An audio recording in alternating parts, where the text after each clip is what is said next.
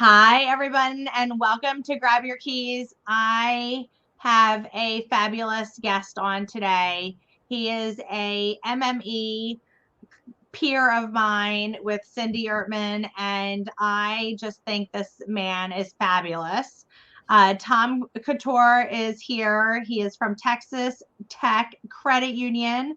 He's been in the mortgage business for decades, Yeah, and he is located in Texas. Couldn't be any further south if we tried, probably. right. So, Tom, thank you so much for being with us today. Thank you. Appreciate being here. You know that I have the highest regard for you and all that you've done, and so it's an honor for me to be here with you. Well, I appreciate that so much. We met, I want to say 2 years ago, and I just Mhm. was totally impressed with how you've built your business. You are significantly well over 50 million in every market all the time. Mhm. And I think that's something that is such an attribute to you, which really shows how your clients and customers love how you work with them and how you are a servant leader in the mortgage industry. Mhm. How did you get into this mortgage industry, Tom? Well, that's a funny story, but the short version is when I got out of high school, I couldn't not see myself going to college. I just didn't want to do it. And so I first started uh, a part time job in a supermarket. And my mom, who at the time had a bridge club that she played in every month. My mom plays And bridge too. oh, did really? Yeah. Well, so what happened was she had her other seven ladies at our house. I still lived at home. I hadn't moved out yet, and I don't know. I went to bed or whatever, but I didn't hear this. But one of the ladies' husband ran the mortgage department at a big insurance company in the town that I grew up in Montpelier, Vermont. Because back in those days, that was 1976. Right. Um, I mean, I'm sorry, life insurance companies bought mortgages from community banks. It was before securitizing became a big deal. Right. So that woman said to all the other ladies in the bridge club, uh, "My husband's looking for someone in the mortgage department, and if you know anybody, let me know." Well, the job I had was part time at the supermarket, and the next day when I saw my mom, she said, "Get your ass up there and apply for that job because it's full time and there's benefits." So Wow. that's how I landed in the mortgage business. I was with that company for 8 years. And of course, we didn't originate loans, we only bought loans and serviced them. So I learned all that side of the business over the 8 years, did every single Fabulous. desk.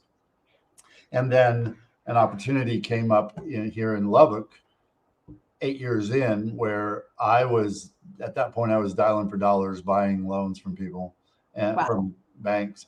And a bank here in Lubbock, the person on the other end that was selling the loans, because remember, this was back in the days of just fax machines and telephones. We didn't have all the great software that we have now, or we didn't even really have personal computers yet. Right. So she was going to retire. So I had lived on the same street. By then, I was married, and I moved when we got married. I moved 10 doors up the street from the house I grew up in, and uh, so I just hopped on a plane, came down here, interviewed for the job, got the job, went back home, moved my family from Montpelier, Vermont, to Lubbock, Texas, and so this is year number 49. Yeah. So almost 50 years in being Yep. in mortgage. Wow. You have to have a passion for Mhm. mortgage. What is your passion and why do you love being in mortgage so much, or you wouldn't do it for 50 years? Yeah, right. Well, so me as a person, one of my great passions in life is helping people. And I try to do that in any way that I can. Well, for so many years, that expression of how to help people was helping people to achieve the dream of having their own home, either to live in or to build wealth with. Right. And so I loved closing loans. I mean, I just helping people. And also that helps referral partners get their deals done and paychecks. And then I would say over the last 4 or 5 years, thanks to a lot of the coaching and the things I've learned through Cindy's group and a couple of other groups I've been in, I've sort of morphed. And now, like you said, I'm like this year, I'll be right at 50 million in production. That's low for me, but it's because I'm helping build other people in their pipelines and their businesses. We have 8 other loan officers here at the credit union, and I coach them and I mentor them. And so I guess the short answer to your question is the passion I have is helping people, and it's expressed itself a little differently the last 2 or 3 years, but I still do quite a few loans too. So. Right. And you and I share that love for raising other loan officers up. Mm-hmm. And there is nothing better than having one of your loan officers come up to you and tell you that you've changed their lives. Yeah. And not only have you changed their lives, you've changed the life of their family forever. Mm-hmm. And that is like such a gift to have and to give. So you're providing such wealth to all your clients and your customers and your referral partners, but then you're also giving this great gift to the loan officers of really having a legacy that you're leaving for them to carry on in the future, which is so tremendous and so great. The book Think and Grow Rich that everybody knows about. So I had the privilege of being mentored for 3 years by Bob Proctor, and he told me this story that when Andrew Carnegie, the big steel magnate that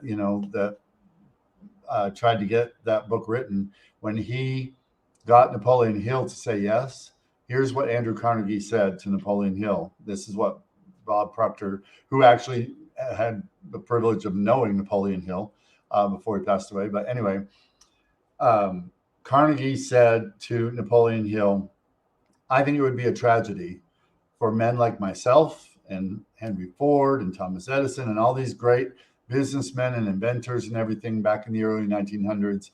It would be a tragedy for us to go to our grave with all this knowledge locked up inside of us and never share it. And when I heard that story, something clicked in me, and I realized my next step in life is not only to do loans, but to help other people be able to succeed in their business too. And I've got 40, at the time, maybe it was 44 years of knowledge and experience locked up in my bones, and it's about time I start sharing it with people. So yeah, I love that. I love that you're sharing. I love that. And speaking of sharing, Tom, what do you believe your 3 keys to success are? Well, I the old mantra about real estate is location, location, location. And I really borrow that and say relationship, relationship, relationship are my 3 keys.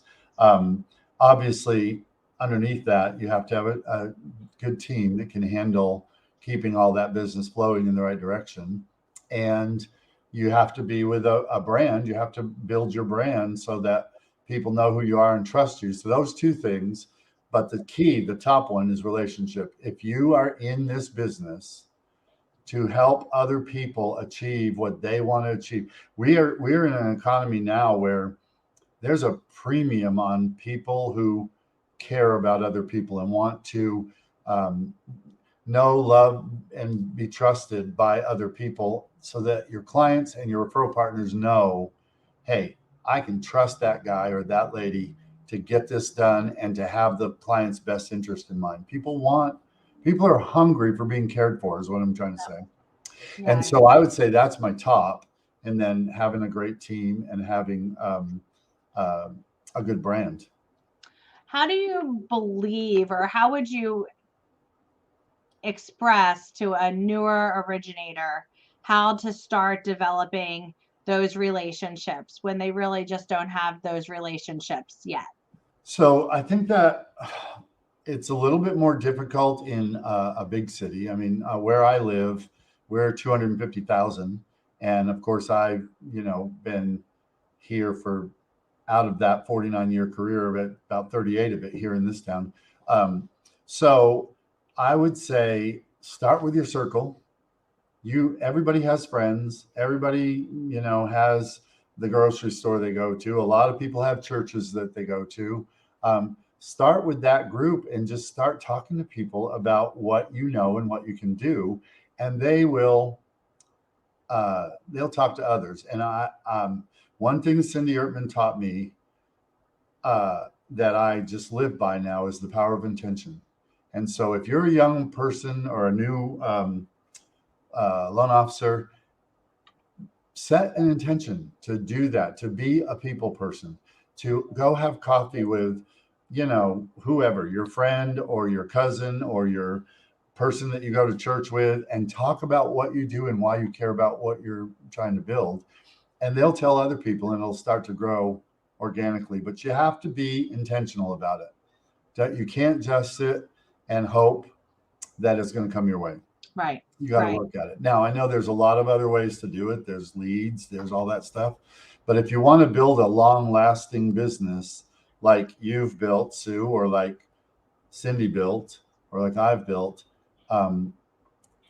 just find a way to get in front of people and build a friendship with them. I think people, they want to do business with friends. They do. And I know when my children, I tell the story so often, some people will have already heard it who listen to the podcast.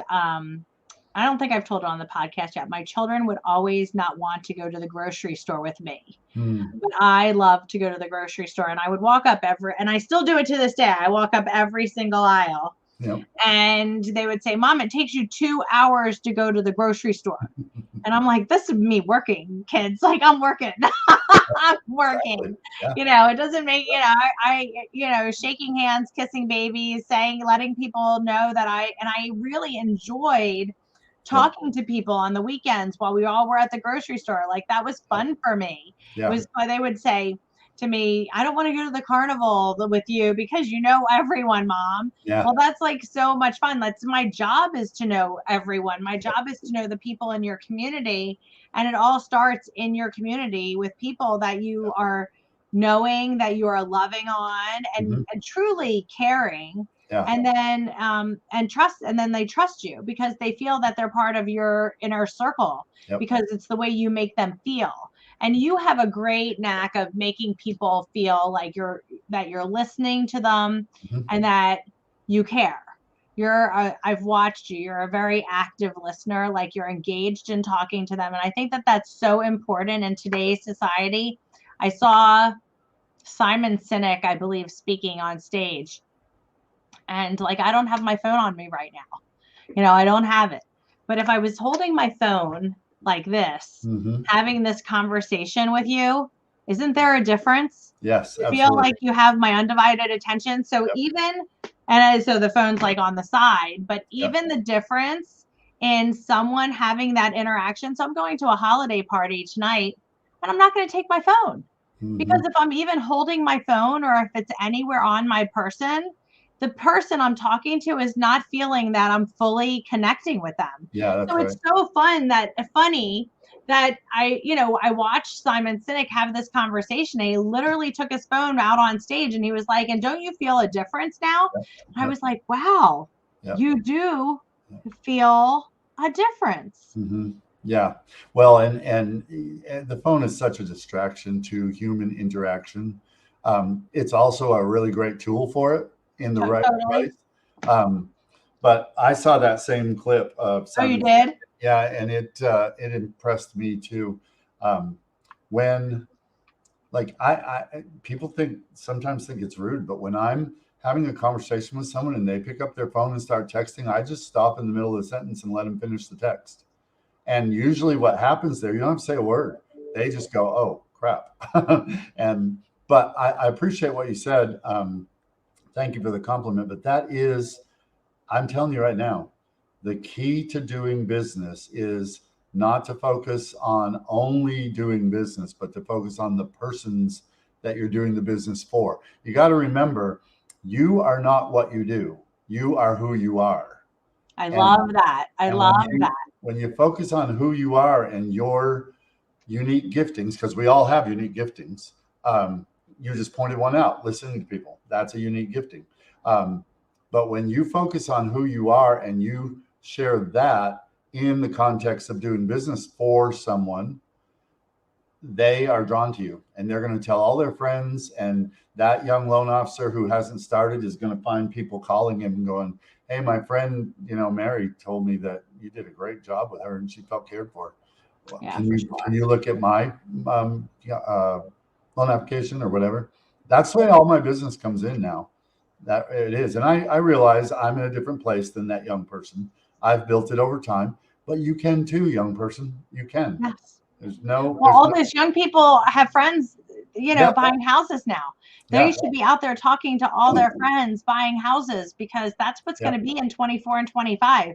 We're going to see the largest group of new first-time home buyers than we've ever seen before. Yep. And I think that that's going to be great for all the new originators who really want to make it work. Not one of the people, the 80,000 that have just gotten out of the mortgage business, but really now the core group of specialists, I want to say specialists, who really want to build a career that's, with a servant heart, so that they can take it to the next level. So you also talked about team. How important would you say having a team around you that you've cultivated the systems and processes for? How important that you said that was one of your top 3, but why? Well, because if my responsibility is mostly to build business and bring in more business as a loan officer, so is yours and any of the loan officers that are under you. So you have to have, for 2 reasons. One, the referral partners, they're not dumb. They know that you don't do all the paperwork on a loan. So they have to know that you have a team that you trust and that you've trained to be able to get it done. That's number 1. And number 2, I need to be free from doing that part of it so that I can be out shaking hands and kissing babies and bringing in another one, So I think that's why it's important. And it's not as hard as one might think, because if you, again, go back to intention, you said when I built my team, which now I'm down because I'm doing less loans, I'm down to only about 3 members on my team. But even when I built the bigger team with Cindy's help, actually, I set an intention to attract the right people that have the same vision as me, that we are here. We get the privilege of handling, in many cases, the largest financial transaction that a person is ever going to do.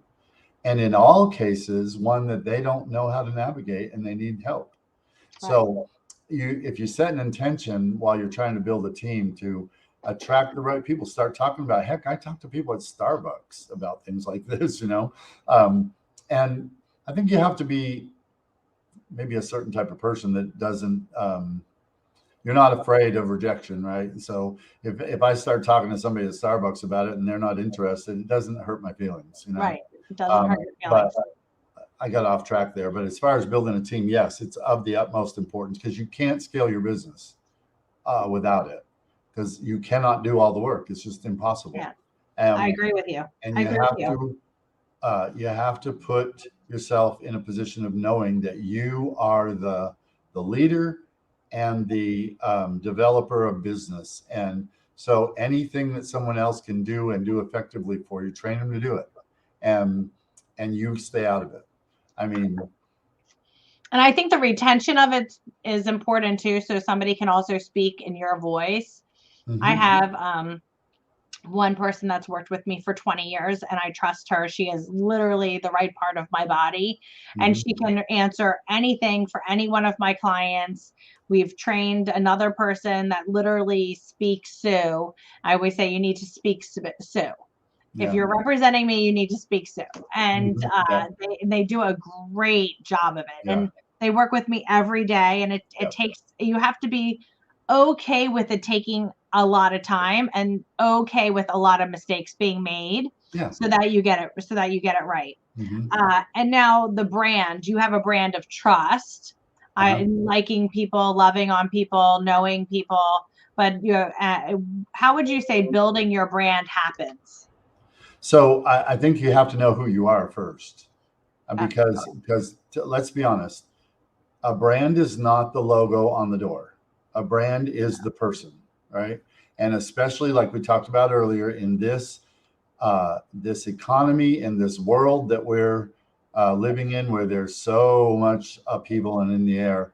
Um, First, to build a good brand, you need to know who you are and what you want out of life, right?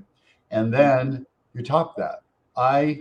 One of my things that I've developed over the last few years is coaching people, and not just I can effectively coach my loan officers in tactics and that sort of thing, but more importantly, I coach them, and I have a little nonprofit that I'm doing now that helps with uh, people coaching, like people development thing.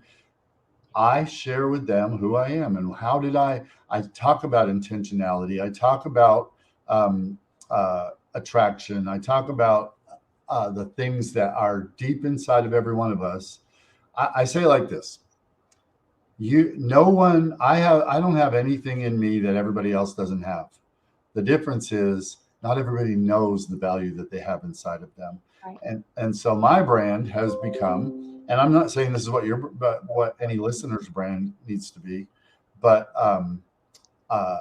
my brand has become, I'm that person that helps people see the value that they have and how to offer it to other people. I love doing that.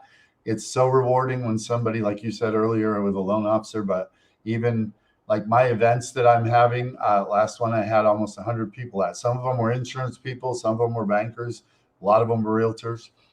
And the feedback I get is, wow, how did you learn how to love yourself enough and trust yourself enough to share all that? And I'm like, because it's in me, because I'm a created being, and it's in you too.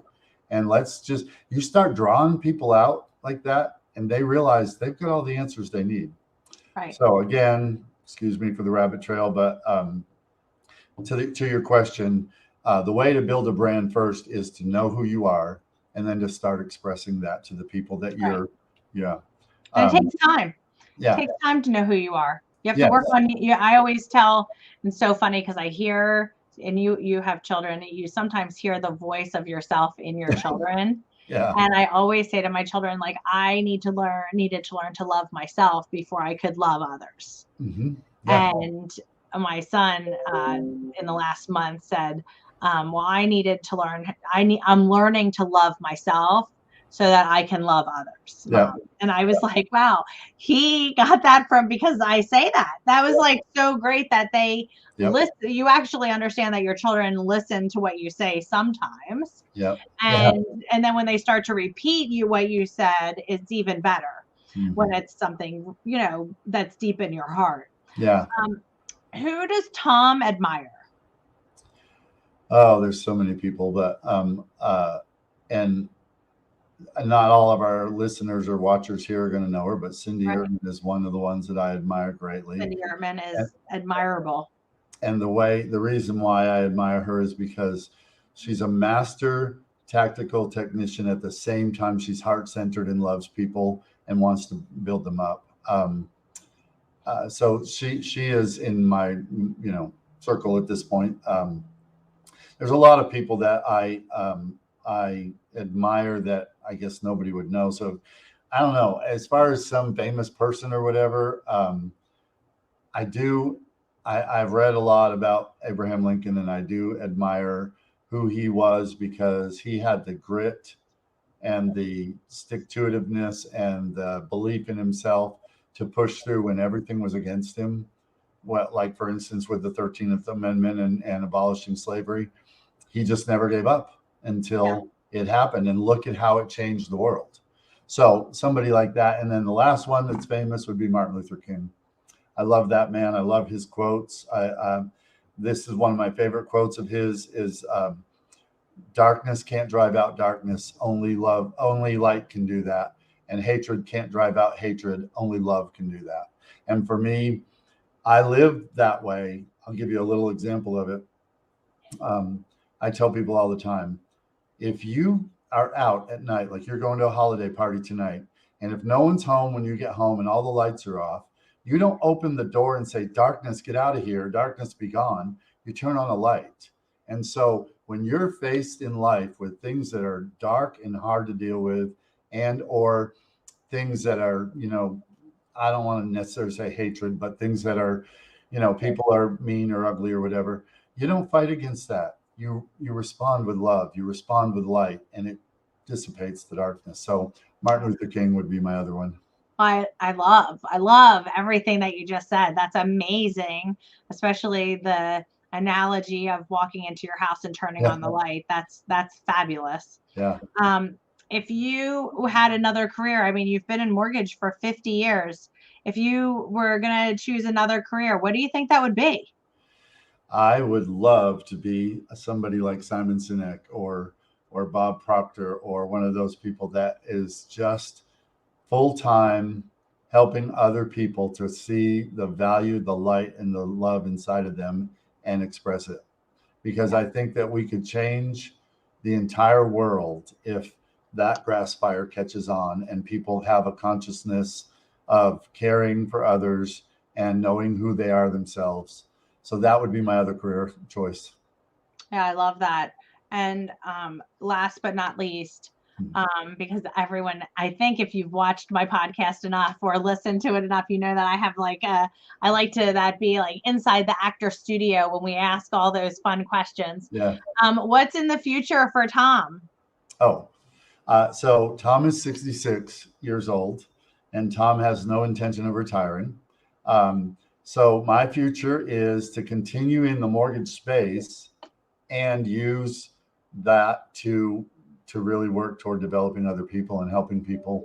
I do not that I'm of the magnitude of that Napoleon Hill or Andrew Carnegie, but I loved that point of view that I have all these years of learning so many things, and it's my responsibility at this age to keep sharing the love and sharing the knowledge and sharing the understanding.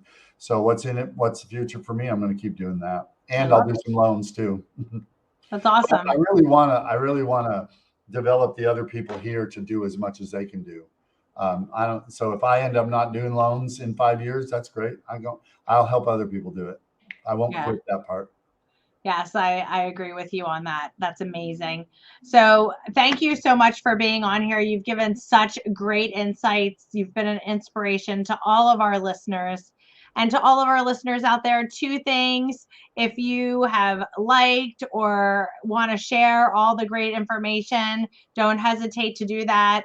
You can also get in touch with Tom at any time. We'll have all of his contact information below. And just remember, we have great people coming on. Grab your keys in the next couple of months. So we're looking forward to seeing you guys back at Grab Your Keys. Have a great day.